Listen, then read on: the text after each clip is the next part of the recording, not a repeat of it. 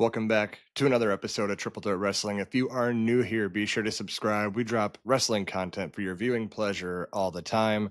And today we have to talk about Saturday night's main event, John Cena's final match. You can't see him after this, so we got to break it down. All the things I liked, all the things I didn't like. Make sure you drop in the comments if you agree or not, and let's have a conversation about it. Also, make sure you check out the link tree in the description box below. All the Last Time Is Now merch is available. We are WWE Shop affiliates, also with NFL Shop, MLB Shop. You get it. We got the hookup. If you need merch, go in the link tree in the description box and support your boys here at Triple Threat Wrestling. All right, match by match. Let's get into it. Here's what we liked and what we didn't like. The first match was Cody Rhodes versus Oba Femi. Um, it was a good match. Oba Femi demonstrated what he's truly capable of. He's gonna be good on the main roster. Just my uh, vision of it. He is definitely gonna be awesome on the main roster. I don't watch NXT regularly. MVP on here would tell me that I'm stupid and need to be watching it, but I don't regularly watch it. I do know Oba Femi. So for me to like really get exposure of him here, I was very impressed by his size.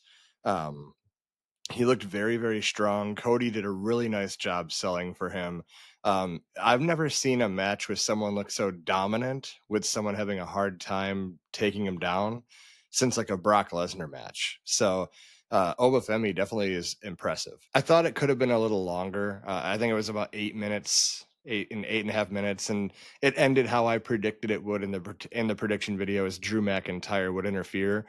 I really thought he'd be sneaky about it though, and at least cost Cody the match to add fuel to the fire of their feud. But to just kind of run in and beat down on Cody, that was kind of boring. It wasn't a really good DQ finish. So you definitely needed the interference here. I mean, you needed Cody to not lose clean, and you needed Oba Femi to not really lose in his first time. I mean, it made sense to have the interference, but if it were me, I would not have had that interference at all, just storyline wise, because I would have dragged this out where Cody keeps calling Drew to show up on SmackDown and Drew doesn't show up. And Nick Aldis said he was going to his house to try to get him. And, it seemed like a pretty good story. Like now Drew doesn't want anything to do with it. And Cody in the chase mode to go get Drew, but he just kind of ran in and started beating up Cody. So, um, for this match, it needed the interference. Storyline wise, moving forward,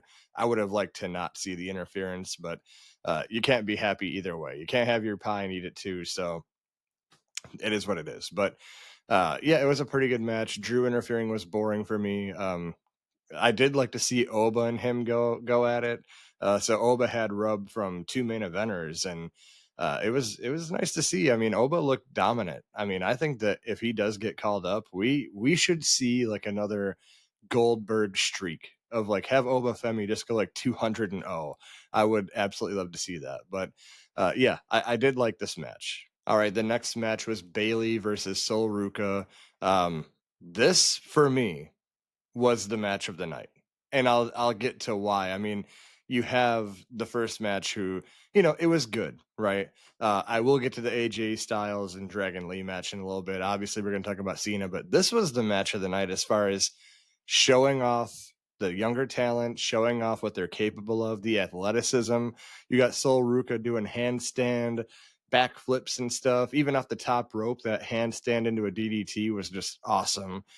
Bayley did a really good job, selling and taking these moves from Sol Ruca and making her look like $1,000,000. It was really cool to see. For me, just what I see. Again, I don't watch NXT regularly, but I have seen Sol Ruca in action.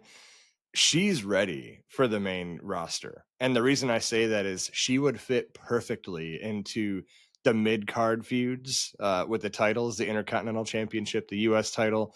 She is someone that should hold that US title and bring prestige to it like Becky Lynch did to the IC title, because I don't think she's main event ready to go toe to toe with like Rhea Ripley or Charlotte Flair or, those type of people. But to fight for the mid card titles, she is ready right now, and she should even hold the title right now. I mean, you're not doing anything with the US title anyway.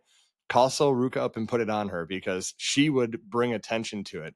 She can get the crowd to rally behind her. She's very good in the ring. So just do that. Just have her come up and hold one of these mid-card titles, because she's phenomenal. Overall, I mean, there were a couple of hiccups, but nothing that was crazy. I mean, I know that Sol Ruca was supposed to get her knees up when Bayley came off the top rope and just didn't get him up in time. But I mean, none of those botches were like really noticeable. I'm just nitpicking. I'm just bringing it up because it wasn't a flawless match, but it's still my match of the night. I did love this match a lot. We go now to AJ Styles and Dragon Lee versus Javon Evans and Leon Slater. And this was going to be my match of the night in the prediction video.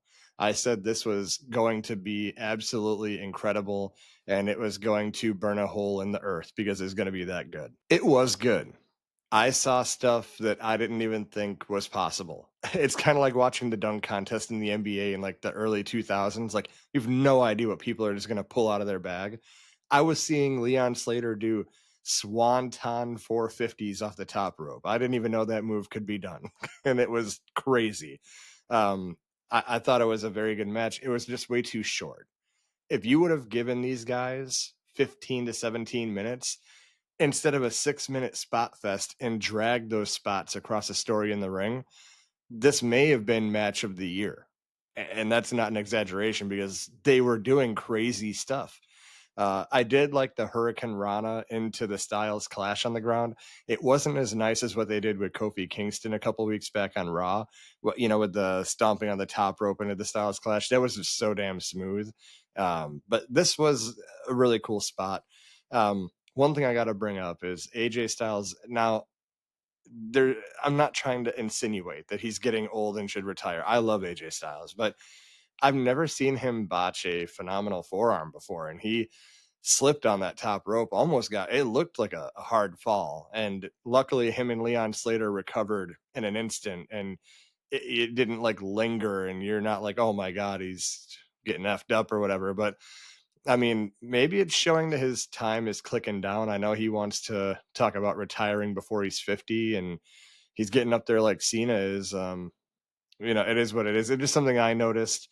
Him not really slowing down, but can he still pull off these crazy high flying moves? I mean, it's one time. I'm not going to linger on it, but it's something I noticed. I'm just telling you what I didn't like. I just didn't like seeing one of my favorite high flying wrestlers almost break his neck because he slipped on a rope. So overall, though, this match was great. Javon Evans is phenomenal. I mean, if you put a match together with Javon Evans versus Montez Ford, I don't think I'll recover from that match. That match might be the best match I've ever seen, just based on how they move and the athleticism they have.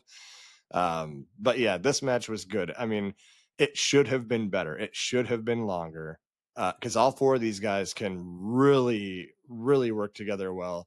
If they would have had time to put that story together in the ring with the spots, it would have been awesome. But it just kind of felt like a 6-minute spot fest showcasing the individuals, which we already know what two of them are capable of on the main roster. So, it could have been match of the year for me, but because it was so short, it was only like 6 minutes. It wasn't the match of the night, but it was great. Don't get me wrong. It was really good. The Miz segment was fine for what it was.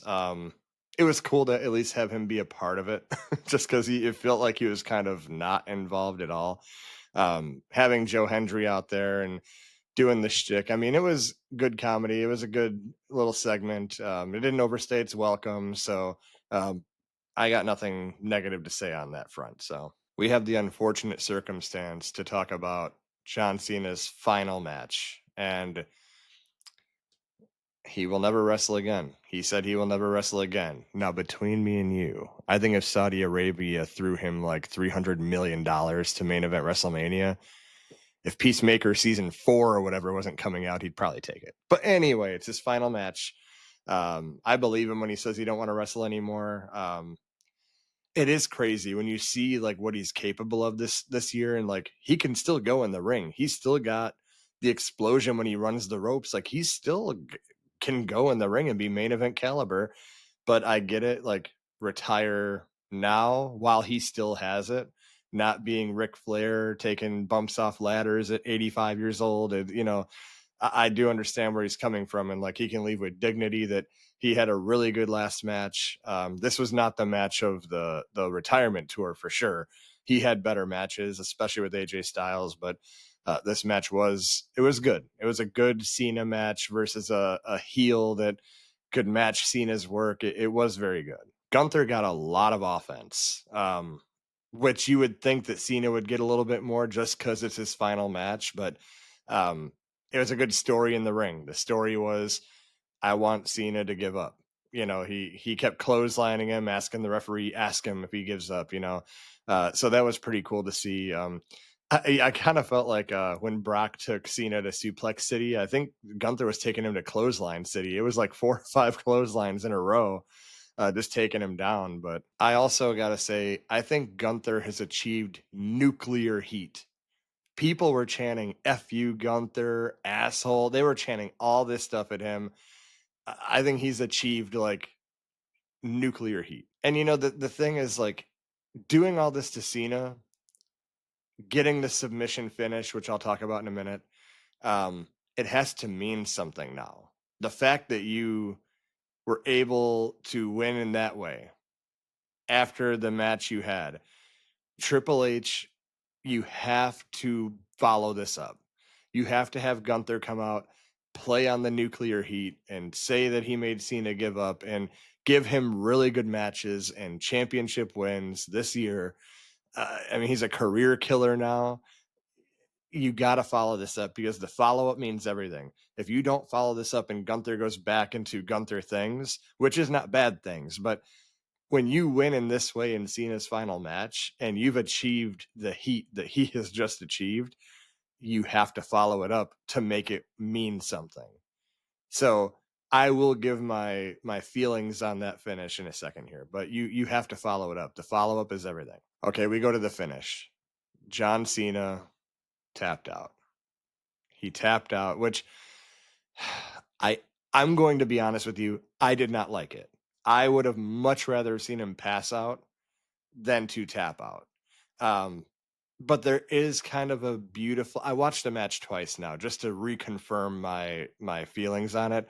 I still don't like it, but I can see the beauty in the finish of this 23-year career, and then Cena just smiling in the camera and just like, that's all I got. I got no more, and just it's my time to not really tap out in the sense of I give up, but like I'm okay with leaving this to the next generation. Like my time is up. I don't give up, but my time is up. I can see the beauty in that. I wouldn't argue with you if that's your feelings on it. I didn't like it. I can't like Cena tapping out in your final match. I can't.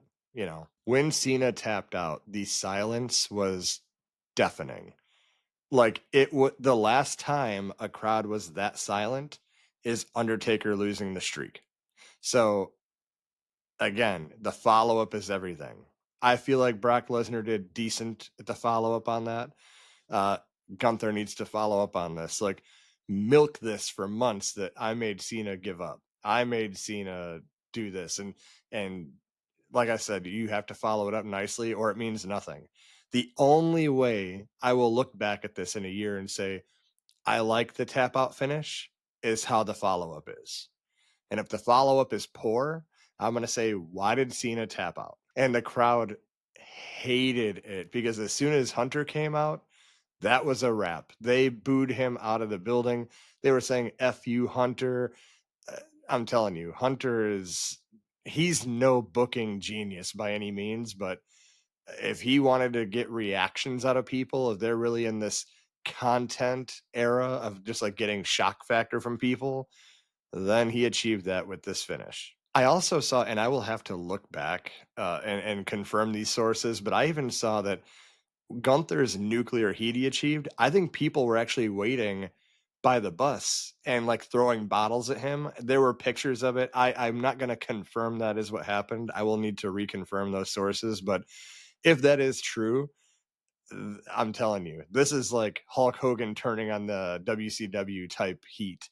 And I'm really excited to see what Gunther's promo looks like on Monday and where he goes from here. So overall, it was a very good career. I did not have the privilege of seeing it from the beginning because there was that 3 to 4 years I wasn't watching. So Cena in WrestleMania 24 is when I started watching again. So seeing him from that point on, I definitely was a fan. I thought he was awesome, and um, definitely won't be the same not having any Cena matches anymore. But he did sign a 5-year deal as an ambassador for the WWE, so I'm sure that we will see him again.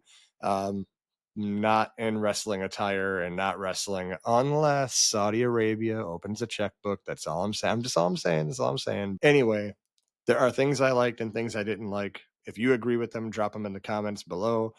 Very excited to see what you have to say on the matter. If you agree with me, that is cool too. Make sure you check out the link tree. All the merch affiliate links are down there. If you want to support us here, we truly appreciate it. And yeah, make sure you like, subscribe, all the good stuff.